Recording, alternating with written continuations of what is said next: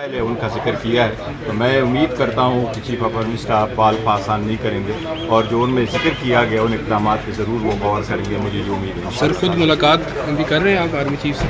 देखो देखते हैं, कोई नहीं। सर शेर अब्दुल मरवत के हवाले से क्या देख रहे हैं?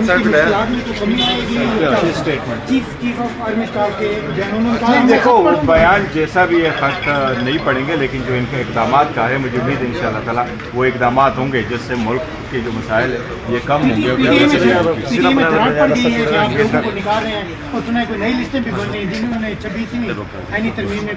नहीं, उन जिन लोगों को हमने शोकाज दिया है उनको कमेटी बनी है और वो कमेटी उस पर कार्रवाई करेगी। जहाँ तक मौजूदा की ताल्लुक है तो देखो पार्टी में कोई डिसिप्लिन भी तो मेंटेन करना पड़ता है।